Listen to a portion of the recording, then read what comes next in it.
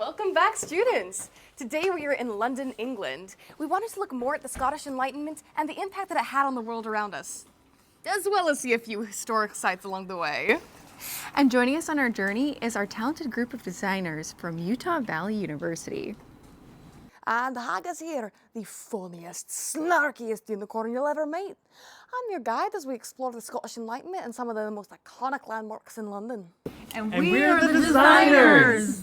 And we're really excited to do some filming with y'all. All right, so let's go dive into the Scottish Enlightenment. Yeah. Let's go!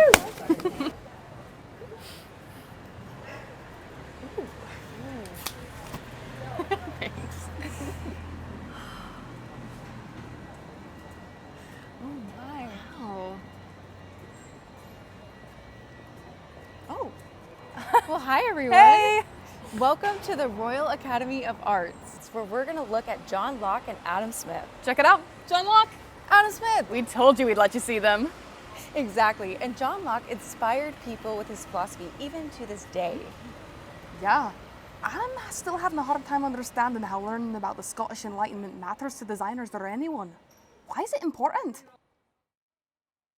Well, I think that's because in 1760 and 1770, these brilliant creative people came together in Scotland and influenced the ways that our American founding fathers think. So, essentially, you could say that we copy these Scottish philosophers' ideas. So Adam Smith, who wrote the book The Wealth of Nations, teaches countries to become more prosperous by teaching their citizens to pursue what they're good at. Absolutely. And another influential Scottish philosopher, David Hume, came up with the idea of empiricism. This means that you take your senses and you apply them to the world around you to help you come up with creative solutions to the problems we're facing. That's the best way that designers work. It's so true. Oh, I like that. Smell and hug and eat all the things, you see? Oh, Haggis, you would fit right in with the design crowd. I think you're a bit of an artist at heart, but I totally agree with what you're saying. I mean, using your own lived experiences as inspiration is wonderful. Things like taking a walk or watching the sunset or even just having a conversation are brilliant ways to come up with creative solutions. So true. And speaking of artists, Robert Burns is an amazing poet whose work still inspires today. I think it's amazing that even though these people are ancient to us, we're still inspired by their works. The Scottish Enlightenment was a period of time that taught people to think critically, question authority, and inspire to gain knowledge. Absolutely. And I mean, we can apply those same principles to the issues that we're facing today, such as climate change and social inequality. We need to inspire people to think outside the box and come up with creative solutions for these. Exactly. And a great way to do that is by learning from the past. Ooh, I like where this is Let's going. do it.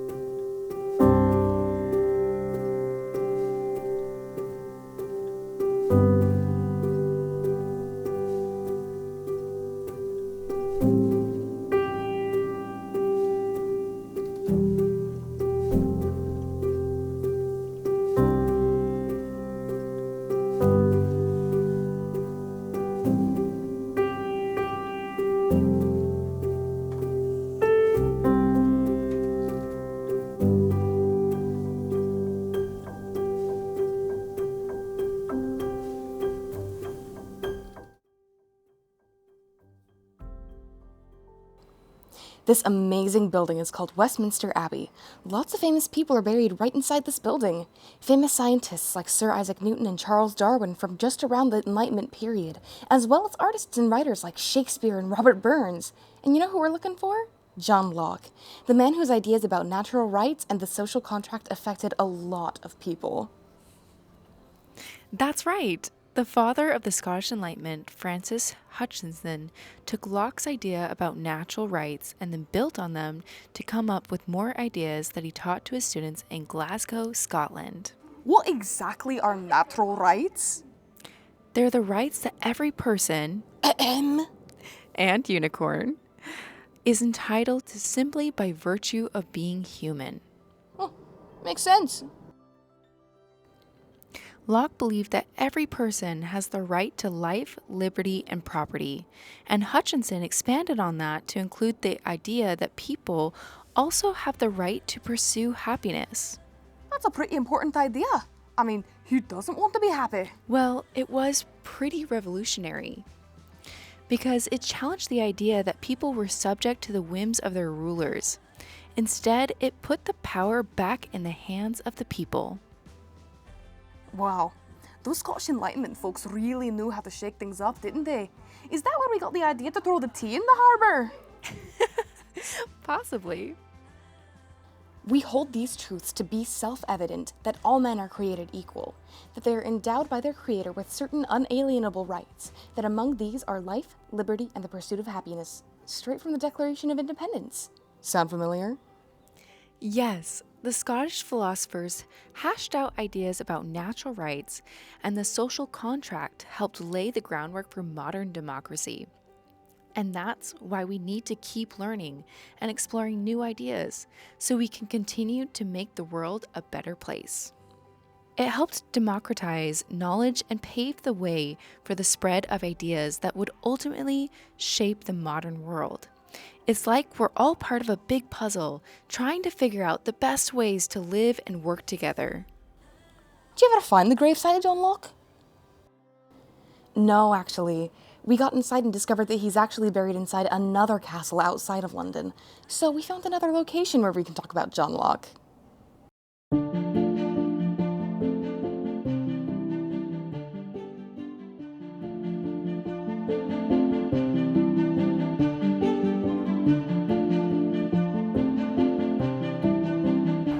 Our next stop is the British Museum, where we're going to be taking a gander at some of the most important artifacts that came out of the Scottish Enlightenment. Yes, and while we're there, we're going to take a look at two figures, Adam Smith and David Hume, and we're going to learn how they helped solve human problems. And then after that, you'll come with us on the rest of our virtual tour to go see some of London's most iconic sites, such as the Tower Bridge and the London Eye. But don't you worry, we're still going to sprinkle in some fun Scottish Enlightenment facts along the way. You ready? Let's go.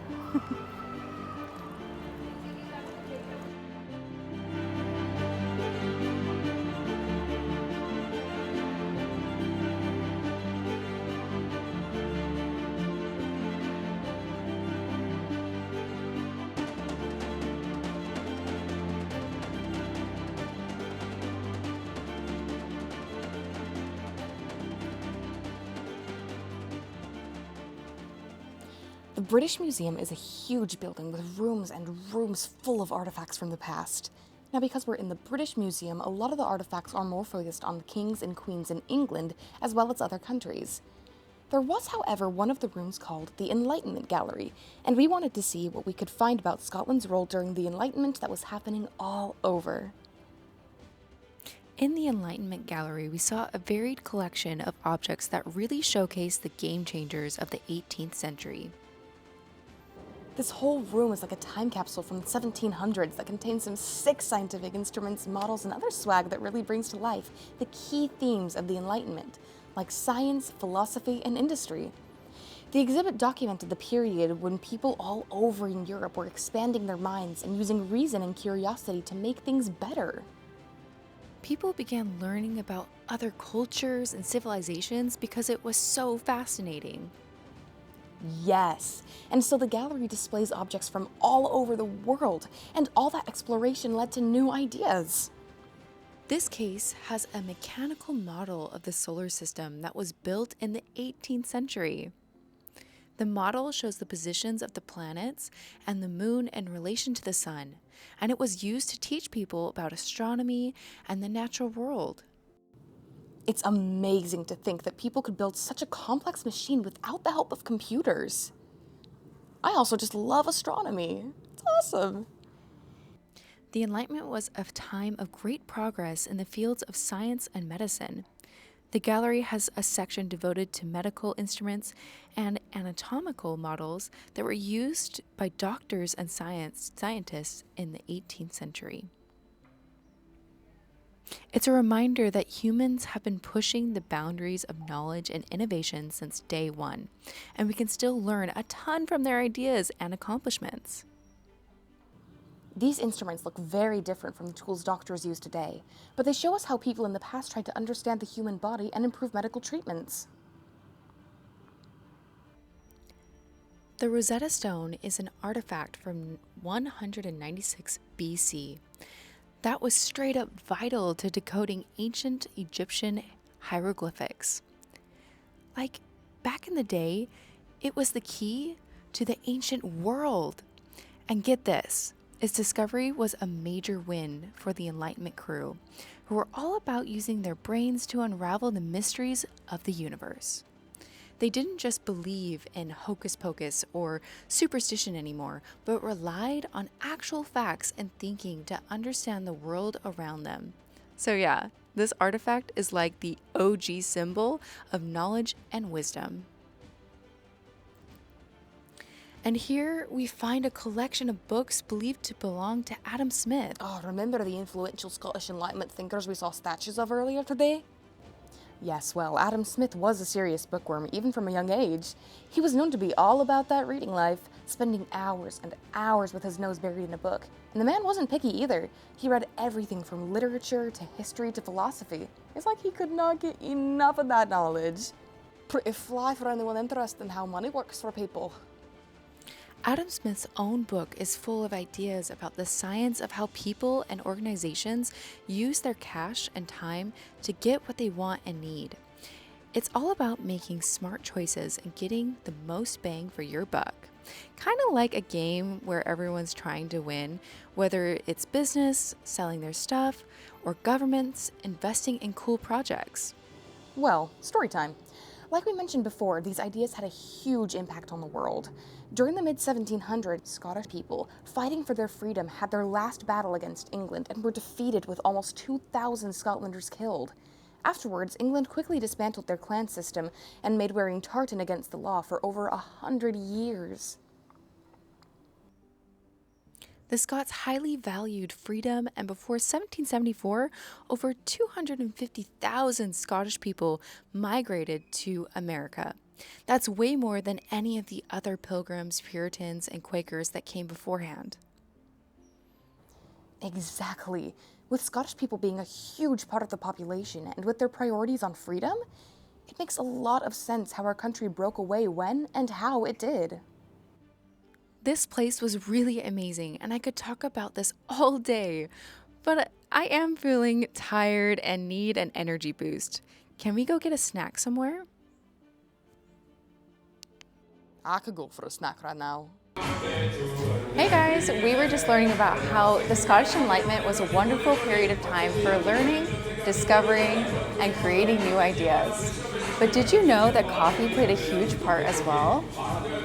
Coffee has been around for a long time, but it was relatively new during the Scottish Enlightenment, where people would come together to talk about new and fun, innovative ideas. The Scottish Enlightenment was able to thrive due to certain environmental factors that were conducive to learning. So, coffee was a place for people to come together and share those ideas and create that environment to learn better and teach others in the future. Places like coffee shops and libraries are a wonderful environment to come meet new people and share ideas. So the next time you're looking to learn, try looking for a cozy coffee shop or library or public space to talk to others and discuss your ideas. Who knows, you might come up with an idea that helps change the world. Hi folks, it's Ari, and we are here to answer some questions. Sadly, we haven't gotten a call yet, but I'm sat here waiting. Oh, would you look at that? Lucky timing. Let's see what we got. Hello. My name is Delaney, and here's my question. What is the most popular traditional food in Scotland? So one of the most popular traditional Scottish dishes is haggis. Now, that might sound familiar to you, seeing as haggis is the name of my unicorn friend. But haggis is also a pudding type of savory something made out of sheep's organs or pig's organs. animals' organs. So, if you're brave enough to try it, kudos to you. I mean, I'm sure we'll be trying it next time when we're in Scotland. So, keep an eye out for that. Thank you so much for your call. Okay, bye. Haggis. Hi. Hello. Thank you for joining us today, everyone. Absolutely, I had a blast. Now be sure you tune in next time because we are so excited to take you to Scotland with us. Yes, and we're taking a real train. The Hogwarts Express. Well, pretty close. So make sure that you tune in on May 17th at 10 a.m. Cheers! Cheers!